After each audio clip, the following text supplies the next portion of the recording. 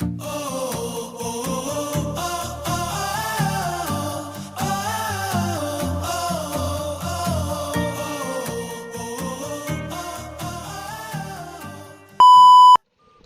magandang umaga nga po sa inyong lahat at this is Boss Eman at may kasabihang mag-ingat at magdasal at andito nga tayo sa Sea of Cloud.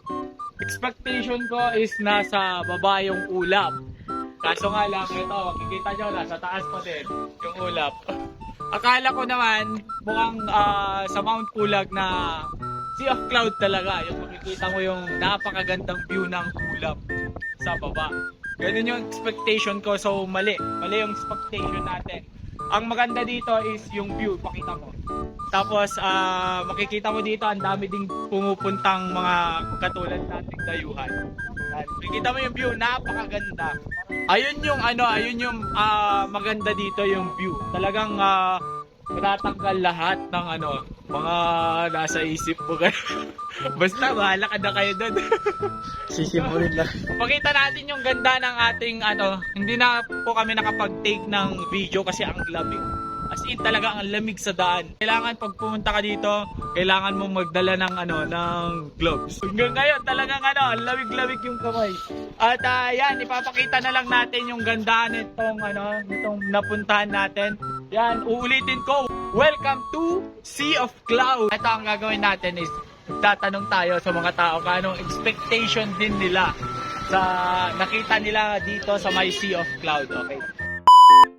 May mga dayuhan katulad natin at tatanungin natin kung anong expectation nila dito sa Sea of Cloud. At eto si Ma'am. Ano pangalan mo, Ma'am? Erika. Ay, ayan. Ma'am, anong expectation mo dito sa may Sea of Cloud?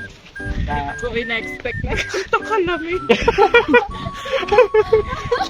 Sa akin naman, expect ko na talagang malamig kasi sa daanan pa lang ang lamig na kanina. Taga saan po kayo, Ma'am?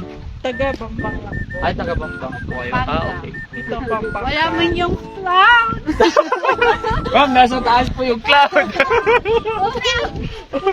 Ay, taga Pampanga. Kayo po, bilang nasa baba, ano pong masasabi niyo po dito sa napuntahan niyo po? Parang normal lang sa mga anak. So, Kaya nga, sa akin din. normal lang sa, syempre, dahil natin dinadaan.